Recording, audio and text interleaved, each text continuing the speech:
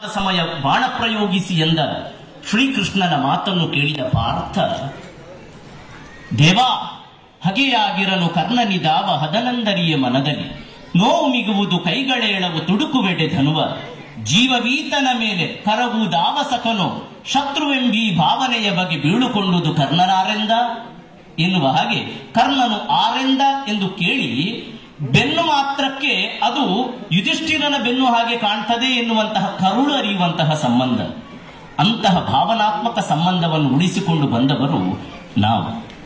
ಅಂತಹ ಕನ್ನಡಿಗರು ಔದ್ಯೋಗಿಕ ಕಾರಣಕ್ಕೋಸ್ಕರ ಇಲ್ಲಿ ಬಂದು ನಿಂತಹ ಸಂದರ್ಭ, ಇಲ್ಲಿ ಮತ್ತೆ ಭಾಷೆ, ಸಂಸ್ಕೃತಿ, ನಾಡು ನುಡಿಯ ಬಗ್ಗೆ ಒಂದಷ್ಟು ಸತ್ಕಾರ್ಯಗಳನ್ನು ಮಾಡಬೇಕು ಎನ್ನುವ ಕಾರಣಕ್ಕೋಸ್ಕರ ಈ ರೀತಿ ಸೇರಿರುವುದು ಬಹಳ ಸ್ವಾಗತಾರ್ಹವಾಗಿರುವ ಬೆಳವಣಿಗೆ.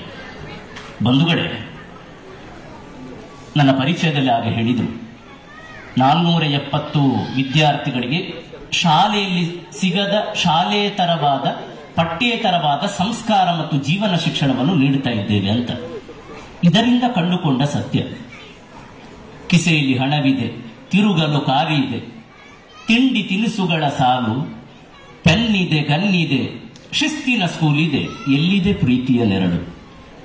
ಪ್ರೀತಿಯ ನೆರಳು ಎಂಬುದು ಮಸುಕಾಗಿಕೊಂಡು ಹೋಗ್ತಾ ಇರುವ ಈ ಸಂದರ್ಭದಲ್ಲಿ ಬಾಂಧವ್ಯವನ್ನು ಸೇರಿಸಿ ಬದುಕಿನ ಔನ್ನತ್ಯವನ್ನು ತೋರಿಸುವಂತಹ ಪ್ರಯತ್ನವನ್ನು ನಾವು ಮಾಡ್ತಾ ಇದ್ದೇವೆ. ಸ್ನೇಹಿತರೆ, ಎಷ್ಟೋ ಸಲ ನಮ್ಮ ಜೊತೆಗಿರುವ ಮಕ್ಕಳು ಇಂತಹ ಕೂಡಾಟಿಕೆಯ ಕಾರ್ಯದಲ್ಲಿ ಸಮರ್ಥರೋ ಎನ್ನುವ ಸಂದೇಹ ನಮಗೆ ಬಂದಿತ್ತು. ಆಗ ಅಣ್ಣ ಹೇಳಿದರು, ಈ ಕಾರ್ಯಕ್ರಮ ನಮ್ಮ ಎಲ್ಲರ ಮನಸ್ಸನ್ನು ಜೋಡಿಸುವ ಕೆಲಸ ಮಾಡ್ತದೆ ಅಂತ. ಹೌದು, ನಮ್ಮ ಮಕ್ಕಳನ್ನು, ಮನಸ್ಸನ್ನು, ಮನೆಯನ್ನು ಜೋಡಿಸುವ ಕೆಲಸ ಮಾಡುವಂತಹ ಪ್ರಜ್ಞೆ ಮೂಡಬೇಕು. ನಾನು ಯಾವತ್ತೂ ಹೇಳುವುದಿದೆ, ನಮ್ಮ ಹಾಗೆ ಇನ್ನೊಬ್ಬರು ಎನ್ನುವಂತಹ ಒಂದು ಸಂಪ್ರೀತಿ ನಮ್ಮೊಳಗೆ ಬೆಳೆಯಬೇಕು. ನಾಡಿಗೆ ಹೋದಾಗ, ನಮ್ಮ ನೆಲಕ್ಕೆ ಹೋದಾಗ ಅಲ್ಲಿಯ ಮಾಲ್ಗಳು, ಅಲ್ಲಿಯ ಐಷಾರಾಮಿ ಆಕರ್ಷಣೆಯು ಹೇಗೆ ನಮ್ಮನ್ನು ಎಳೆಯುತ್ತದೋ ಅದೇ ರೀತಿ ಅಲ್ಲಿರುವಂತಹ ಅನಾಥರು, ವೃದ್ಧಾಶ್ರಮ, ಅಲ್ಲಿರುವಂತಹ ಶ್ರಮಿಕ ವರ್ಗ, ಅಲ್ಲಿರುವಂತಹ ದೀನರ ಕಡೆಗೂ ಕೂಡ ನಮ್ಮ ಮಕ್ಕಳ ಮನಸ್ಸು ಹರಿಬೇಕು. ವಿಶೇಷವಾಗಿ ನಿಮಗೆ ಸಾಧ್ಯ ಇದ್ರೆ ನಿಮ್ಮ ಮನೆಯಲ್ಲಿ ಕೊಡುವಂತಹ ಪಾಕೆಟ್ ಮನಿ ಏನುಂಟು ಅದರಲ್ಲಿ ಒಂದು 10 ರೂಪಾಯಿಯನ್ನಾದರೂ ಮಕ್ಕಳ ಕೈಯಲ್ಲಿ ಅದನ್ನು ಉಳಿತಾಯವಾಗಿ ಉಳಿಸೋಣ.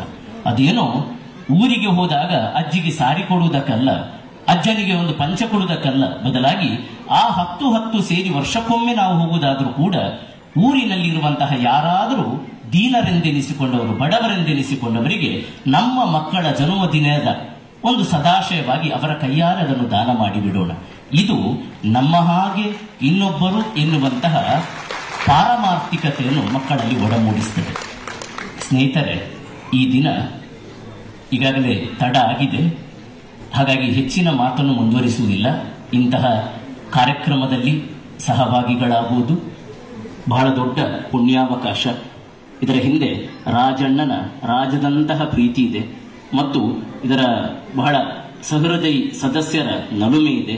ವಿಶೇಷವಾಗಿ ನಮ್ಮನ್ನೆಲ್ಲ ಇಷ್ಟು ಸತ್ಕಾರ ಸದಭಿಮಾನದಿಂದ ನೋಡಿಕೊಂಡಂತಹ ಕುವೈಟಿನ ಜನರ ಬಹಳ ದೊಡ್ಡ ಹೃದಯ ವೈಶಾಲ್ಯತೆ ಇದೆ. ಹಾಗಾಗಿ ತಾವೆಲ್ಲರೂ ಇಂತಹ ಸದಾವಕಾಶವನ್ನು ಮಾಡಿಕೊಟ್ಟಕ್ಕೆ ಅತ್ಯಂತ ಹೃದಯವಾದ ಕೃತಜ್ಞತೆಗಳನ್ನು ಸಲ್ಲಿಸುತ್ತಿದ್ದೇನೆ. ವಿಶೇಷವಾಗಿ ನನ್ನ ಮಿತ್ರರಲ್ಲಿ ಇದ್ದಾರೆ, ಪ್ರಸನ್ನ ಆಗಲಿ, ಜಗದೀಶ್ ಆಗಿರಲಿ, ಇನ್ನು ಅನೇಕ ಆರೋಲ್ ಆಗಿರಲಿ, ಇವರನ್ನು ಕೂಡ ಈ ಸಂದರ್ಭದಲ್ಲಿ ನೆನೆಯುತ್ತೇನೆ. ಬೇರೆ ಬೇರೆ ಸಂಸ್ಥೆಯವರು ಸೇರಿಕೊಂಡು ಈ ಕಾರ್ಯಕ್ರಮಕ್ಕೆ ಸಹಕಾರ ಕೊಟ್ಟಿದ್ದಾರೆ, ಅವರನ್ನು ಕೂಡ ನಲುಮೆಯಿಂದ ವಂದಿಸುತ್ತೇನೆ. ನನ್ನ ದೇಶದ ಜನರನ್ನು ಅತ್ಯಂತ ಸಹೃದಯದಿಂದ ನೆನಪಿಸಿಕೊಳ್ಳುತ್ತಾ, ಕೊನೆಯದಾಗಿ ಕುವೈಟಿನ ಒಟ್ಟು ಜನತೆಗೆ ಒಂದು 11 ಬಗೆಯ ಶ್ರೇಯಸ್ಸನ್ನು ಬಯಸುತ್ತಾ ನನ್ನ ಮಾತಿಗೆ ಮುಕ್ತಾಯ ಕೋರುತ್ತೇನೆ.